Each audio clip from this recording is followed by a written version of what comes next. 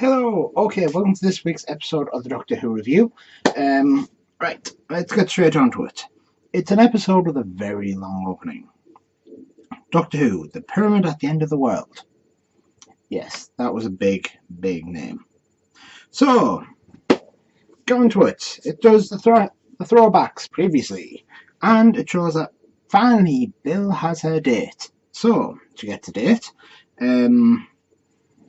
talks about the different things, about the fact that Tutor's the space guy and all these other bits, which kind of works out well. And then tells about how in this dream world he had the Pope turned up at her house, and that didn't exactly make the date work well, but it was quite funny until the UN turned up and kind of ruined the date again. Groundhog Day much? But different things happen each time. So yeah, that wasn't particularly a great start for Bill's date, which then ended. Bill may get this date one time or another. Probably never. Okay, so moving on. So they've gone to see her because they want to speak to the president. And she can... Sorry, I'm just bobbing a bit there. She knows the president. The Doctor. Oh yeah, and could have swore it has been mentioned before about him being the president of the Earth, so it shouldn't have been a surprise for me, but it was. I kind of forgot. Might have been from the anniversary one. I don't know. If you know. Oh yeah, by the way, last week was Prisoner of Azkaban. That's what I couldn't remember. This week, if you know the episode or when it does mention him being president of the world before, please let me know, since nobody let me know the Harry Potter one. Oh, I remembered. So yeah, the big problem, a 5,000-year-old pyramid appears overnight, on a board between three major powers. Yeah, that's well placed.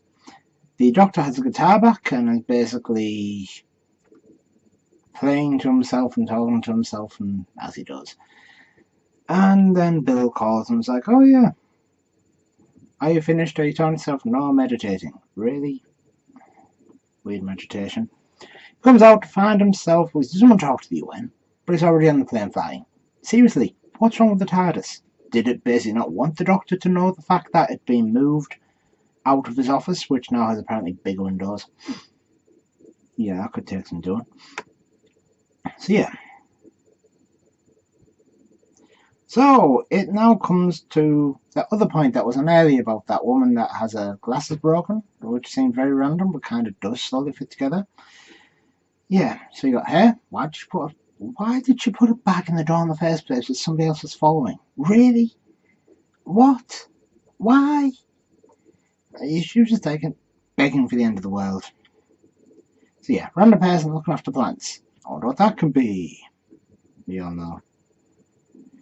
So, he gets there, and the circle screwdriver now opens barriers. Cool. Is there anything this thing can't do? Yeah. They have to be invited to conquer the planet. And every clock is set to 11:57, which is on the Doomsday clock. So at 12 o'clock, everybody dies. But at 11:57 p.m., everybody's alive. So the end is begun by a guy who was hungover and a woman that had her reading glasses broken. Really? Incompetent scientists are going to end the world? Actually, yeah, it does sound about right, to be honest with you. It really does sound about right. How did he miss the decimal place? Seriously? You should have known that was way too much. Oh well. So the Doctor then goes and kidnaps the three major leaders, the Russians, the Chinese, and the Americans. Well, okay, yeah, the Americans already, but he goes and kidnaps the Russians and Chinese, who now speak English. That's the power of the TARDIS, one presumes. He's getting really good with this landing on people and absorbing them. You know, he moved Bill's luggage, now he's actually picking up people. Really? When did the Doctor get this good at piloting the TARDIS? Or is it not him piloting it? Who knows? Because Nigel seems to know a lot about controlling the TARDIS. Probably got taught off Riversong, because Riversong knows how to pilot the TARDIS better than everybody else, it seems. So yeah. They all come together. The Doctor plans an attack, saying, united in force, let's show them. That really does worry Bill, because the Doctor's never been one for force. The plan doesn't exactly work, since the pyramid then goes nope, shoots out a beaming light from the top, stops the plane, takes over it with the monks, grounds the plane, and they walk back in, and out walks some people. And out walks some Russian people, like, where'd they come from? 3 of them. Really? Only 3 of them on that big submarine that then dumps? I don't think so. The rest of those poor people are probably crushed at the bottom submarine now. Oh, well then, they're mad. So, to save the humans, they must be asked to be ruled. But to be asked, they have to be loved, because they cannot rule by fear, as it doesn't work. Yeah. They offer them threads to show them the future, for why they must be asked. And it shows the Earth destroyed. Well, not destroyed, just like lots of bad things happening. All life destroyed. Look like all life Earth being destroyed, apparently, but yeah. So the leaders start giving consent. Start with the UN guy, who should know by now he has no power anyway. Who honestly follows the UN? Not many.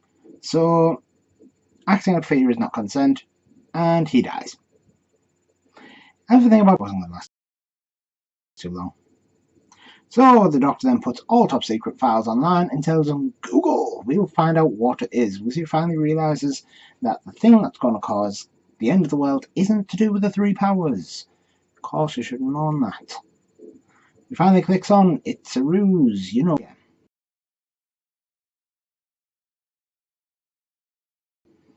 That's what happens. They start searching and eliminating different things. My computer's lagging to hell now for some reason, which is rather annoying. What's going on? I'm hoping this hasn't crashed. Oh no, it's not reacting. I really hate when it does that. So, yeah. We all now start to see what is going on. The stuff reacts, killed all the plants, they all die. The guy who with the hungover decides to take his helmet off, which is a really bad idea. Then grabs the stuff, doesn't close any doors behind him, doesn't wear a helmet, and doesn't control what he's doing with it. Sorry about quarantine. If something goes wrong, instant quarantine, you don't just go, oh yeah, I'm going to wander about without a helmet, and I'm going to grab a cup full of this gunk that's come from the dead plants that we don't know why they've died, but yeah, we're going to do this. Scientists can be so stupid. And I can actually expect that of proper scientists as well to do that. Okay, so yes. All the soldiers eventually give in because they realise, hey, we need this Earth saving, we're too afraid. But, yeah. So the Doctor's like, well, let yous go and do that. Bill, stop them. And I'm going to basically get Naddle to hack Unit. Yes? Of course, Naddle's response is fantastic. Of course I can hack them. I'm not just sexy. Really. You gotta love him. He is so much to him. He's such a cool character. Even though, yeah. So, he was basically, the Doctor played it smart, deactivate all the cameras because he knew roughly what was going to happen. Because he knew the monks would turn on the camera that they wanted to see.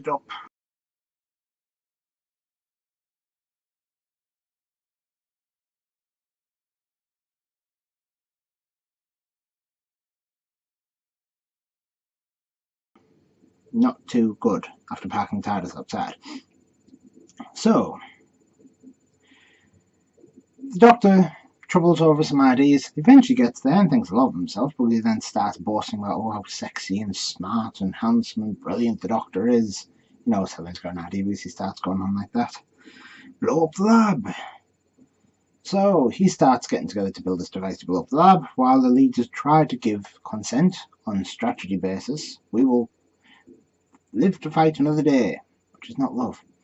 And basically sees them all die as well, so that didn't work too well for them.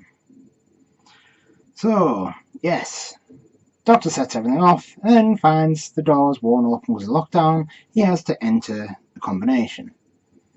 He basically can't see, so he can't enter the combination. Right, that's a bit of a problem. I know, sonic screwdriver, which can open barriers, destroy things, do everything, but it can't enter a combination. It can't do everything after all. Almost, but not everything. Really needs to upgrade it.